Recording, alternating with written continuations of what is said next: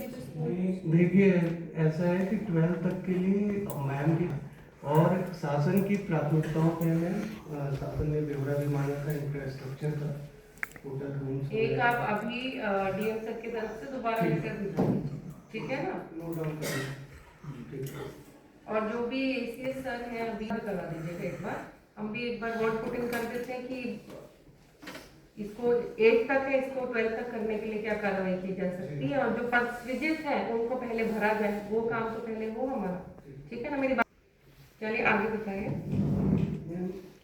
इन लोगों का एक है समस्याओं का शीघ्र निवारण, उनकी शिकायतों का त्वरित समाधान करें तथा उसके प्रति हमारी संस्था को उपलब्ध कराएं। मैम, जो समस्याएं हमारे स्तर की हैं वो तो मैम तुरंत हो ही जाती हैं। अब जैसे इनका निजी रोजगार का इशू है, तो इसमें मैंने और कौशल विकास का भी काम है, तो इसमें मैंने लगातार रुद्र जी बैठे हुए हैं, इनको मैंने बोला कि आप कन्विंस कर लें इन लोगों को कि कहाँ पे कौन सी स्किल आप लोग सिखा सकते हैं, जैसे डिमांड करके, और फिर उसके बाद अगर कोऑर्डिनेट दूसरे विभाग से कोऑर्डिनेशन होगा, जैसे उस स्किल को या तो बताया जाए उद्योग को, इनको तभी रोजगार या इसकी समस्या है क्या है वो चीज पॉसिबल नहीं है। आप और जो वो दूसरी जो मैडम आती है, आप ठीक है इनके साथ डिस्कस करिए एक बार कि भाई किस चीज का हम ट्रेनिंग सेशंस ऑर्गेनाइज करवा सकते हैं, ठीक है? वो चीज आप लोग उस पर वर्क करिए। कोई मीटिंग हुआ है इसके क्रम में आप लोग का पहले? जी सर, एमडी सर का मीटिंग हुआ था जिसमें आप भी ज्वाइन की। उस मीटिंग में बीसी हुआ था, उसमें एमडी सर के साथ साथ सारे भी कराए गए थे। 5% दिव्यांगजन था उसमें रिजर्वेशन का किया गया। इस बार जो टारगेट आया उसमें 5% हम पूरे जनपद में चमन सर की मदद से लिस्ट लेके उसमें कराए हैं। उसमें एक क्वेश्चन किसी जनपद से ये भी था कि जो बोल और सुन नहीं पाते हैं उनके लिए भी ट्रेनिंग कराई है। अगर आप एक जनपद से हैं तो उसके लिए अलग से टीचर चाहिए होगा, तो उसके लिए अगर हमें आप कम से कम 15 कैंडिडेटों की लिस्ट देते हैं तो फिर हम प्रयास करेंगे कि वहाँ पे ऐसा कोई टीचर अरेंज करके और इसकी क्लास कराई जाए। क्लास किस चीज की कराओगे, सिखाओगे? जिसमें इनका इंटरेस्ट वोकेशन अभी क्लियर नहीं हुआ है। जी, उसमें मैम 800 समथिंग कोर्सेज हैं। वो कोर्सेज की लिस्ट जो पहले से हमारे यहाँ पोर्टल पर रजिस्टर्ड है वो लिस्ट हम दे देंगे, उसमें जो भी ये चाहेंगे उसमें करा दिया जाएगा। चलिए ये तो डूएबल है। वो तो ये इंटरप्रेटर, इसमें आप एक काम करिए, जो लोग इंटरेस्टेड हैं कि ये एसोसिएशन के जो हेड आए हुए हैं, आप लिस्ट तैयार करवा दीजिए कौन कौन से लोग हैं जो ट्रेनिंग के लिए इच्छुक हैं।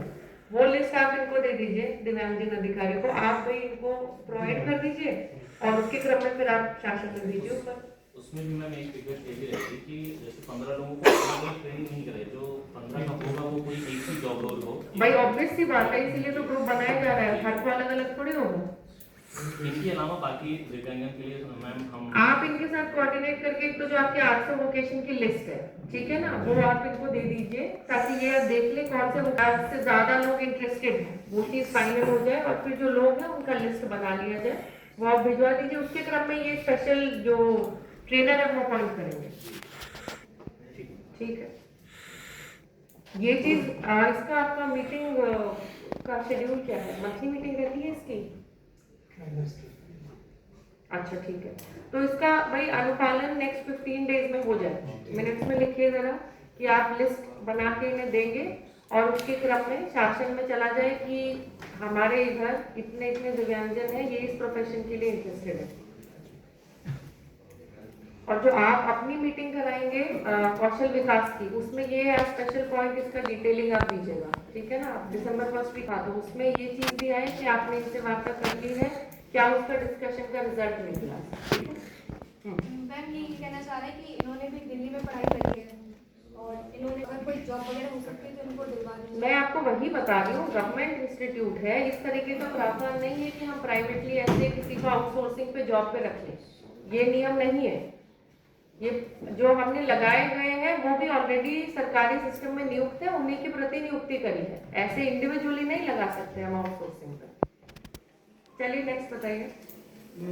नेक्स्ट इनका ई बसों में निःशुल्क यात्रा सुविधा। तो मैम रोडवेज की जो सामान्य बसें हैं जो नॉन एसी हैं, उसमें मैम इन लोग को ऑनलाइन जो हमारा यूनिक डिसेबिलिटी कार्ड होता है दी जाती है। परिवहन विभाग से आरएम साहब आए हुए हैं, तो अगर कोई शिकायत होती है, जैसे वहाँ इन्हीं टाइप के मुद्दे ये लोग कभी कभी लेके आते हैं कि जैसे प्राइवेट बसों का भी, तो प्राइवेट बसों का तो सर के जुरिडिक्शन में नहीं है।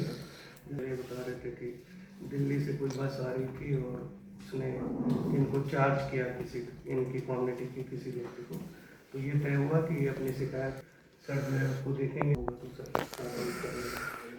और बाकी मैं आपका क्या है कि जितनी भी अपनी सरकारी ई बसेज है, ई बसेज एक्चुअल सिटी सर्विसेज जो है उसमें अभी मंत्रालय स्तर से ऐसे कोई आदेश नहीं है। हमारे रोडवेज में तो है, उसके अभी आदेशों की अपेक्षा में कार्रवाई तो चल रही है, लेकिन आदेश नहीं है।